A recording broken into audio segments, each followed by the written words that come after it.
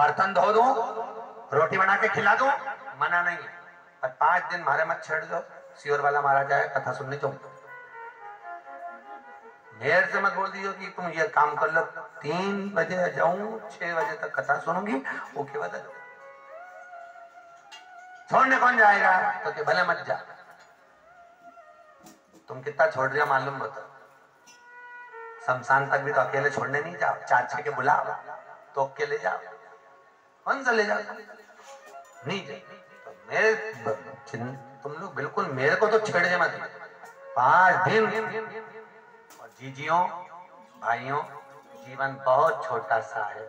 आ गए, सत्संग कर लिया, भजन कर लिया, आज 2 दिन हो गए, कल तीसरा, परसों चौथा, 5वें दिन सब अपने घर निकल जाएंगे। बहुत छोटा सा जीवन है साहब। मनुष्य की देह का ठिकाना नहीं, कब प्राण छूट जाएगा, कब जाना पड़ जाएगा। जीवन का कोई ठिकाना नहीं है।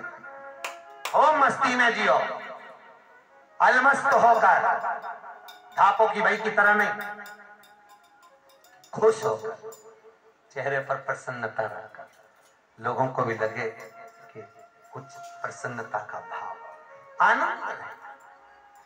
और जो हो रहा है, जो हुआ है, जो होगा, सब अच्छा होगा। जिसका जितना जीवन है वो तो जीना ही है, जीना है। कई माताएं कहती हम तो बड़े दुखी हो गए गुरुजी, मर जाए तो अच्छा। हमने कहा मर जा, फैशन चल रही है, उसमें क्या दिक्कत है, मरो। आजकल तो फैशन है मरने का, कौन सी। पर ये तो बताओ कौन सी चीज से मरोगे? पानी में डूब के मरोगे, सुसाइड, सल्फास खाए मारे, फांसी लगा के? ऑप्शंस बहुत सारे हैं, कौन से पे बटन दबाओ? देखा तो जा। मरो मरो सब कोई कहे, मर के देखो कोई, मरो तो ऐसा मरो कि फिर संसार में जन्म ना हो। क्या मतलब? फिर जन्मे फिर मरे, फिर जन्मे फिर मरे।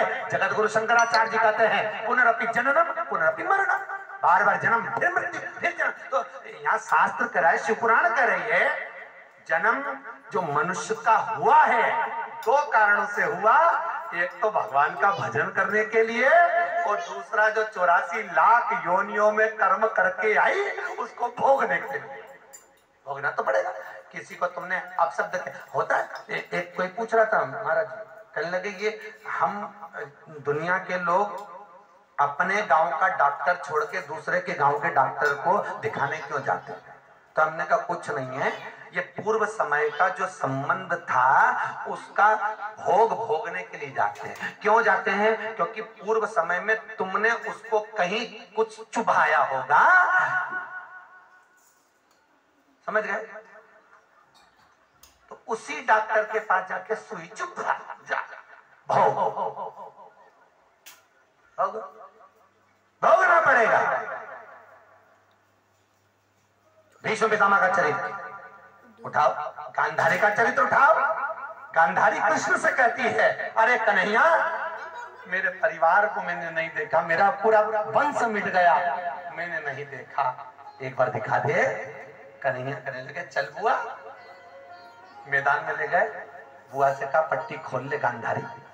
गांधारी ने जैसी पट्टी खोली, पट्टी खोलते सी गांधारी ने सबसे पहले बेर का पेड़ देखा, बोर, और बोर देखे तो प्रकृति पहली बार देखी उसने इतने सालों के बाद, आग की पट्टी खोलकर खाने के लिए गई, पुत्रों को भूल गई। बेर का पेड़ ऊंचा था, एक बॉडी को उठाया, खींच के रखा, उसके ऊपर दूसरा शव पटका, तीसरा शव पटका, शवों का ढेर लगाकर गांधारी उस पर चढ़ के बेर खा रही। खाने के बाद नीचे आई, कृष्ण से पूछा कन्हैया मेरे बेटों को तो दिखा दे। कन्हैया के वो बुआ जी पे तू चढ़ी थी वही तेरी औलाद है। रो पड़ी गांधारी, कृष्ण ये क्या हो गया? हमारे बेटे की भलाई के मंदिर के 108